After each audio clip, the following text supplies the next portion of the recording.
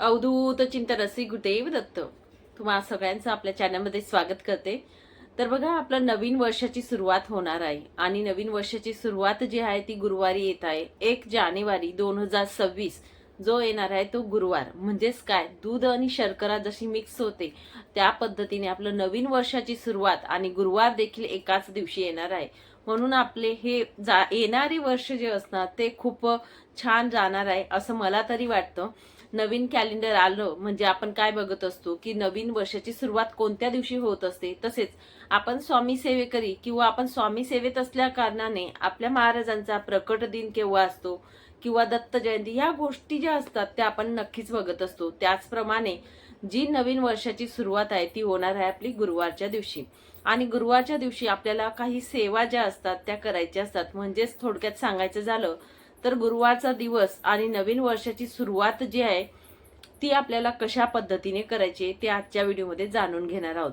तर तुम्हाला सांगेल बघा, महाराजांच्या सेवेत येणं, महाराजांच्या जवळ बसणं, त्यांच्या सेवेमध्ये आल्यानंतर मग्न होऊन जाणं किंवा त्यांची सेवा करणं जे असतं हे सगळं काही घडविणारे फक्त ब्रह्मांड नायक असतात. आपण कुणीही नसतो. बरेच लोकांना सवय असते, मी स्वामी सेवेकरी आहे, मी स्वामींच्या सेवेत आले, मी स्वामींची एवढी सेवा केली. तर बघा, मी जो असतो ना तो मी काढून टाका आणि मग बघा तुमच्या आयुष्यात किती चमत्कार होत असतात. आपल्या आयुष्यात जे काही घडत असतं ते महाराजांच्या कृपेशिवाय काहीच नसतं. आणि आपण आता माझा व्हिडिओ बघणारे प्रत्येक हा स्वामी सेवेकरीच असेल असं तरी मी मानते. तर तुम्हाला सांगेल, आपण येणं हे आपलं भाग्य असतं, आपली पुण्याई असते. म्हणून आपण स्वामी सेवेत आलेलो असतो. महाराजांनी आपल्याला आणलेलं असतं, आपण कुणी नसतो. म्हणून आपली वर्षाची सुरुवात जी आहे ती गुरुवारी होणार आहे आणि स्वामींच्या सेवेने होणार आहे. आता स्वामींची सेवा किंवा आपल्याला त्या दिवसाची सुरुवात कशी करायची बघा. आपला तो दिवस उगवणार त्या दिवशी आपल्याला स्वच्छ अशी आंघोळ वगैरे करायची. आंघोळीच्या पाण्यामध्ये सर्वप्रथम सांगेल, पंचगव्य जर असेल तर ते नक्कीच टाका. पंचगव्य नसेल तर गंगाजल असेल तुमच्याकडे ते थोडं आपण टाकावं. नसेलच तर स्वच्छ पाण्याने आंघोळ करायची. त्यानंतर आपलं घर झाडून झुडून बघा स्वच्छ करावं, उंबरठा लेपन करावं, अंगण असेल तर झाडून सडा मारावा, रांगोळी टाकावी. या गोष्टी करून आपली दिवसाची सुरुवात करायची आहे. आता बऱ्याच लोकांना दिवसाची सुरुवात करत असताना टीव्ही बघतात, न्यूज बघतात किंवा मोबाईल, झोपेतून उठल्याबरोबर आधी मोबाईल हातात घेतात. तर त्या दिवशी तरी निदान मी तुम्हाला सांगेल, या गोष्टी करू नका. आपल्या दिवसाची सुरुवात आपल्याला कशी करायची, आपली दिवसाची सुरुवात नाही तर वर्षाची सुरुवात आपली होणार आहे त्या दिवशी. म्हणून या गोष्टी मी तुम्हाला सांगणार आहे की त्या दिवशी निदान आपण अंथरुणावर उठल्या उठल्या आणि मनातल्या मनात आपल्याला सर्वप्रथम महाराजांना ऋणी आहोत आपण महाराजांचे हे म्हणून आपण तिथे नमस्कार करायचा आहे. मानस पूजा जी मनातल्या मनात आपण त्यांना नमस्कार करायचा आहे सर्वप्रथम उठल्यानंतर. ही गोष्ट अवश्य तुम्ही करा त्या दिवशी आणि नंतर आपली दिवसाची सुरुवात करायची आहे. सगळं काही आपण झाड लोट झाल्यानंतर, आपलं घर स्वच्छ केल्यानंतर दरवाजाच्या बाहेर आपण दिवा लावा. तुळस जर असेल दरवाजाच्या बाहेर तर तुळशीला नक्कीच दिवा लावा त्या दिवशी सकाळी. आणि त्यानंतर आपल्याला बघा आपल्या महाराजांची आपल्या देवघरामध्ये बघा, जर तुमच्या देवघरात महाराजांची मूर्ती नसेल किंवा फोटो नसेल तर अवश्य नवीन सेवेकरी असणार तुम्ही तर मूर्ती किंवा फोटो आणा. त्या दिवशी तुमची वर्षाची सुरुवात या पद्धतीने सुद्धा तुम्ही करू शकतात. आणि मूर्ती फोटो जर असेल तर नक्कीच मी ज्या सेवा सांगेल तशा पद्धतीने आपण सेवा करू शकतो. आता फोटो जर असला तर आपण स्वच्छ पुसून घ्यावा. पण मात्र मूर्ती जर आपल्या देवघरामध्ये असेल तर मूर्तीचा आपल्याला त्या दिवशी अभिषेक करायचा आहे. अभिषेक करत असताना तुम्हाला सांगेल, तुपाचा तेलाचा दिवा प्रज्वलित करावा. धूप असेल किंवा अगरबत्ती असेल ती सुद्धा प्रज्वलित करावी. कारण ह्या गोष्टी केल्याने आपलं मन प्रसन्न होत असतं आणि देवपूजेमध्ये सुद्धा आपल्याला एक उत्साह निर्माण होत असतो. म्हणून आपण या गोष्टी केल्यानंतर महाराजांचा अभिषेक करायचा आहे. अभिषेक करत असताना महाराजांचा अभिषेक करत असताना तुम्ही बघा पंचगव्य जे असेल ते किंवा मग बघा उठणं जर असेल तुमच्याकडे तर ते आपल्याला घ्यायचं आहे जवळ. सर्वप्रथम महाराजांची मूर्ती असेल, मूर्तीवरती 5 पळ्या पाणी टाकायचं आहे. श्री स्वामी समर्थ या मंत्राने 5 वेळा म्हणून 5 वेळा आपण पळ्या पाणी टाकायचं आहे. नंतर ते पाणी काढून घ्या. उठण्याने स्वच्छ महाराजांची मूर्ती धुवून घ्यावी, स्वच्छ करावी आणि त्यानंतर आपल्याला महाराजांचा अभिषेक करायचा आहे. गळती असेल तुमच्याकडे तर गळती पात्र लावा अभिषेकासाठी. नसेल तर पळी पेला घेतला तरी सुद्धा चालेल. आपण महाराजांचा अभिषेक करायचा आहे. अभिषेक करत असताना स्वच्छ एकदम शुद्ध पाण्याने केला तरी सुद्धा चालेल, किंवा तुम्हाला जर पंचामृताने करायचं असेल तसा करा. सदाने, मधाने, साखर, दूध, दही हे जे असतात हे वापरून सुद्धा तुम्ही करू शकता, तुमची इच्छा शेवटी. पण बघा, महाराजांना सगळ्यात जास्त आवडणारी म्हणजेच तुमची शुद्ध भक्ती. तुम्ही किती मनापासून करत आहे, किती हृदयापासून करत आहे, अंतःकरणापासून करत आहे सेवा, हे खूप महत्वाचं असतं. तर त्यामुळे तुम्हाला ते करायचंय. महाराजांजवळ सगळं काही असतं. आपल्याला लागतो तो फक्त भाव लागत असतो महाराजांना, बाकी काही लागत नाही. आपण किती हृदयापासून अंतःकरणापासून सेवा करतो, किती भाव ठेवून करत आहोत, ते खूप महत्वाचं आहे. आणि आपल्याला पाण्याने जरी अभिषेक केला तरी सुद्धा चालेल. तर स्वच्छ म्हणजे पाणी घ्या, ताम्हण घ्यायचं आहे, ताम्हणामध्ये महाराजांची मूर्ती ठेवा आणि अभिषेक करत असताना सर्वप्रथम तुम्हाला स्वामी स्तवन जे आहे ते नित्यसेवेच्या ग्रंथामध्ये पहिल्या पेजवर दिलेलं आहे. स्वामी स्तवन आपण हात जोडावे. स्वामी स्तवन आपल्याला एक वेळा म्हणायचं आहे. त्यानंतर अथर्व शीर्ष जे आहे ते एक वेळा म्हणावं, पाण्याने अभिषेक करत करत.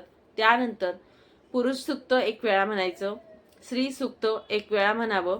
त्यानंतर पवमान सूक्त दिलेलं आहे ते एक वेळा म्हणायचं आहे. आणि श्री स्वामी समर्थ या मंत्राची एक माळ जप करून आपल्याला महाराजांचा अभिषेक करायचा आहे. परत एक वेळा सांगेल तुम्हाला.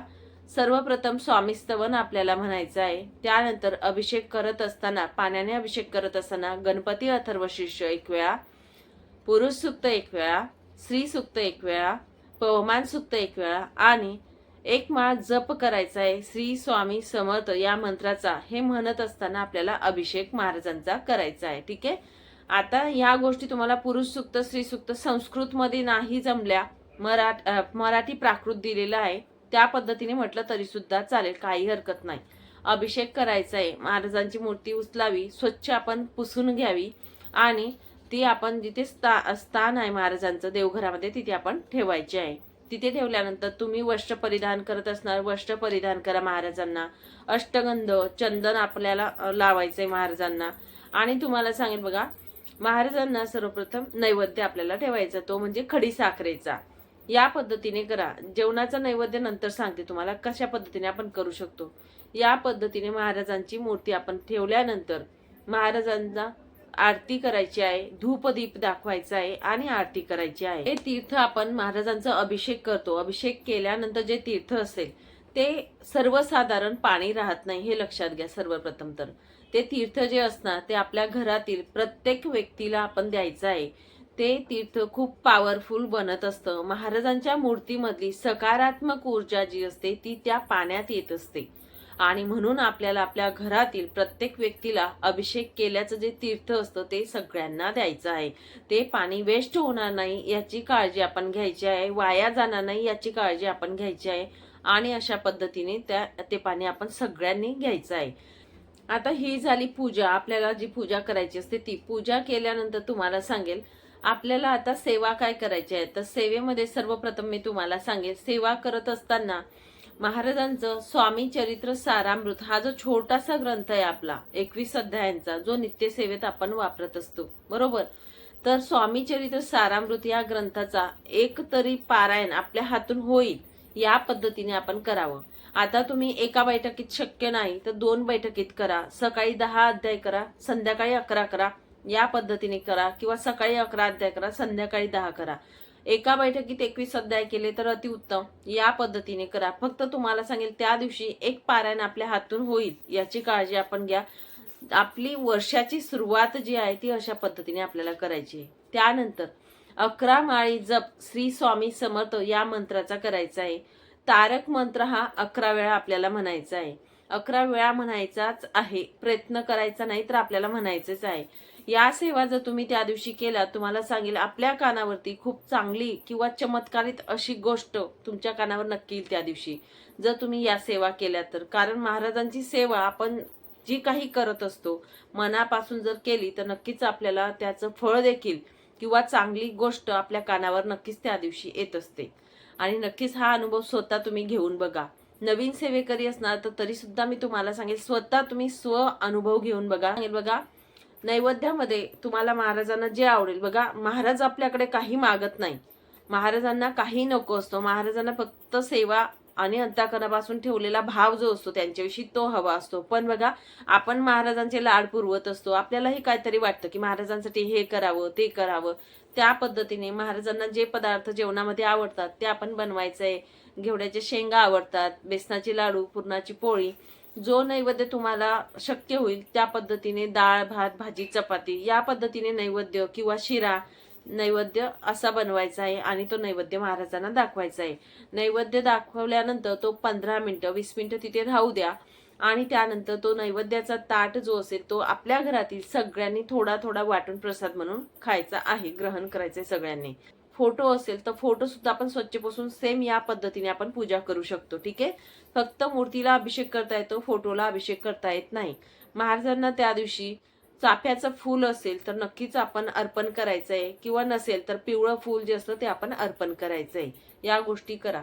आता हे झाली आपली घरातील पूजा. आता तुम्हाला केंद्रात नक्कीच त्या दिवशी जायचंय. महाराजांचा मठ किंवा केंद्र असेल तर नक्कीच भेट द्या. त्या दिवशी आपण आपल्या गुरूंना भेटायला जाणार आहोत, आपल्या आईला भेटायला जाणार आहोत, हे मनात असू द्या. आपल्या वडिलांना आपण भेटायला जाणार आहोत. म्हणून जेव्हा आपण आई वडिलांना भेटायला जातो तेव्हा आपण काहीतरी खाऊन येत असतो, बरोबर. आता मी तरी नेते म्हणून मी तुम्हाला सांगते, मी जेव्हा आपण केंद्रात जात असते तेव्हा माझा भाव हा नसतो की स्वामींना भेटायला किंवा अशा गोष्टी माझ्या मनात न येतात. सर्वप्रथम माझ्या मनात हे विचार येतात की माझे जे माहेर असतं बघा, आई वडिलांची जी ओढ असते त्या पद्धतीने मला ओढ लागत असते. आणि जेव्हा पण मी केंद्रात जाते तेव्हा महाराजांना खाऊ म्हणून नेत असते, प्रसाद म्हणून नाही. तर माझ्या मनासारखं जे होतं, माझ्या मनात जे येतं ते मी तुम्हाला सांगत आहे आज. तर महाराजांना खाऊ मला काय न्यायचं आहे, कारण बघा आपण जेव्हा माहेरी जातो आई वडिलांना खाऊन येतो त्या पद्धतीनेच मी महाराजांना खाऊन येत असते. तर त्या पद्धतीने तुम्हाला जे शक्य होईल ते तिथे न्या. खडीसाखर आणि नारळ सुद्धा आपल्याला घेऊन जायचंय. त्या व्यतिरिक्त तुम्ही केळ असेल, काहीतरी मिठाई असेल, किंवा घरात तुम्ही बेसनाचे लाडू बनवले ते असतील, तुम्हाला जे वाटेल ते तुम्ही तिथे न्यायचंय. तुमचं मन काय सांगतं त्या पद्धतीने तो खाऊ महाराजांना न्यायचा आहे. महाराजांना भेटायला जायचंय आपल्याला. पहिल्या दिवशी वर्षाची सुरुवात आपल्याला करायची म्हणून केव्हाही जा तुम्ही. गेल्यानंतर औदुंबर प्रदक्षिणा आपल्याला करायच्याच असतात, कारण त्या व्यतिरिक्त आपण महाराजांचं दर्शन घेऊ शकत नाही. म्हणून औदुंबर प्रदक्षिणा करायच्या आहेत. त्यानंतर महाराजांच्या समोर जा, महाराजांच्या समोर नतमस्तक व्हा. जेव्हा जेव्हा तुम्ही महाराजांच्या समोर नतमस्तक होत असतात तेव्हा तेव्हा तुमच्यामधला मीपणा कमी होत असतो आणि अहमपणा सुद्धा कमी होत असतो आणि महाराजांच्या अजून जवळ जात असतो. म्हणून तुम्हाला सांगते, महाराजांच्या जवळ गेल्यानंतर महाराजांना मुजरा करा, नाक घासा, क्षमा मागा आणि शरण जा. त्यानंतर महाराजांना नमस्कार करावा. महाराजांना आराधना आपल्याला करायची. आता मी जे काही वाक्य सांगणार आहे ते तुम्हाला घरी सुद्धा सांगायचे आहेत आणि केंद्रात सुद्धा सांगायचे आहेत. महाराजांच्या समोर बसून आपल्याला हात जोडायचे आहेत. महाराजांना आपण सांगायचंय की महाराज, माझ्या आयुष्यात तुम्ही आल्यानंतर जे काही बदल झाले ते मी म्हणजे न विसरणारे आहे, अविस्मरणीय आहेत. अशाच पद्धतीने माझ्या पाठीशी उभे राहत. माझे पाय तुमच्या केंद्रामध्ये, मठामध्ये तुमच्यापर्यंत येतील एवढा जोर माझ्या पायांमध्ये द्या. माझे हात जे नेहमी दान करतील, गोरगरिबांना दान करेल, कोणाला तरी ज्यांना भुकेले असतील त्यांना खाऊ घालेल, अशा पद्धतीने दान करणारे बनवा. कोणाचं मन दुखणार नाही अशी माझी वाणी ठेवा. या पद्धतीने आपल्याला सांगायचंय. तुमची सेवा करेल एवढं मला बळ द्या. माझे काही जे कर्म असतील ते कर्म भोगून घेण्यासाठी माझ्या पाठीशी सदैव तुमचा कृपा आशीर्वाद राहू द्या. आणि जे भोग आहेत ते आपले भोगून झाले ना, तुम्हाला सांगते महाराज एवढं देतील की तुम्हाला तुमची झोळी कमी पडेल. म्हणून या गोष्टी आपल्याला महाराजांना बोलायच्या आहेत. आता बरेच लोक बोलतात सेवा करून सुद्धा भेटत नाही. जेव्हा आपले कर्मभोग संपतात तेव्हा आपल्याला महाराज भरभरून देत असतात आणि त्यासाठी आपल्याला महाराजांच्या सेवेत नेहमी राहणं, सातत्य ठेवणं खूप महत्वाचं असतं. निशंकपणाने पूर्ण भाव श्रद्धा ठेवून आपल्याला सेवेत राहणं खूप महत्वाचं असतं. या गोष्टी आपल्याला केंद्रात बोलायच्या आहेत. नाही की असं नाही की मला गाडी द्या, बंगला द्या, हे द्या, ते द्या. तर या गोष्टी न बोलता या गोष्टी तुम्ही बोलून बघा. तिथे तुम्हाला नक्कीच फरक जाणवेल. जेव्हा तुम्ही अशा पद्धतीने आपल्या घरात सुद्धा आपण अभिषेक केल्यानंतर आपल्या घरात सुद्धा महाराजांचं वास्तव्य असतं, त्यांचं अधिष्ठान असतं, तिथे सुद्धा तुम्हाला सांगायचं आहे. केंद्रात सुद्धा सांगायचंय, वर्षभर मी तुमची सेवा करून घेईल एवढं बळ माझ्यात द्या. दर गुरुवारी मी केंद्रात येण्याचा प्रयत्न करेल, पण तुम्ही मला आणून घ्यायचं आहे. हे आपल्याला तिथे सांगायचंय महाराजांना. आणि गप्पा करायच्या आहेत, जे तुमच्या मनात असेल ते तिथे सांगायचंय. दुखणं जे असतं आपल्या आयुष्यातले, जे काही दुःख असतात ते महाराजांना सगळं काही माहिती असतं. ते सांगायची गरज नाही महाराजांना, सगळं माहिती असतं. फक्त आपल्याला काय सांगायचं ते आपल्याला समजायला पाहिजे, हे खूप महत्वाचं आहे. या पद्धतीने आपण सांगावं, महाराजांसमोर थोडं बसावं, नामस्मरण करा, एक माळ तरी जप तिथे करा आणि आपल्या घरी यायचंय. या पद्धतीने आपला नवीन वर्षाची जी सुरुवात आहे ती करायची आहे. आपल्या घरी आल्यानंतर जसं मी तुम्हाला सांगितलं, संध्याकाळी महाराजांना नैवेद्य दाखवा. त्रिकाळ आरती होत असते महाराजांची. सकाळी 10:30ची एक होते, परत सकाळी भूपाळी होते, संध्याकाळची पण आरती होते. तुम्हाला शक्य झाले ती आरती तुम्ही तुमच्या घरात करू शकतात. या पद्धतीने करा. आरती महाराजांची करा, दत्त महाराजांची करा, तुम्हाला जी आवडेल ती आरती महाराजांची करायची आहे. या पद्धतीने आपल्याला दिवसभरचं रुटीन त्या दिवशी ठेवायचं आहे. आपल्याकडून सेवा करून घेणं हे महाराज करतात, पण आपण करून घेतो. आपली जे बोलतो ना मनाची तयारी, आपली तळमळ तेवढी पाहिजे, हे मी तुम्हाला सांगेन. या पद्धतीने आपल्याला पहिला दिवस जो असेल वर्षाचा तो घालवायचा आहे. त्या दिवशी अशा पद्धतीने सेवा करायची. आणि तुम्हाला सांगेल, या पद्धतीने तुम्ही दिवस तुमचा पार पडला, त्यानंतर जी कधी तुम्हाला वाटत नाही की ह्या गोष्टी घडत नाही, पण आज कशा काय घडल्या, अशी बातमी नक्कीच तुमच्या कानावर येईल. म्हणून हा दिवस अशा पद्धतीने सुरुवात करा. त्या नवीन वर्षाची सुरुवात 2026ची सुरुवात जी आहे ती अशा पद्धतीने महाराजांच्या कृपा आशीर्वादाने करा. नक्कीच तुम्हाला फलप्राप्तीही मिळत असते.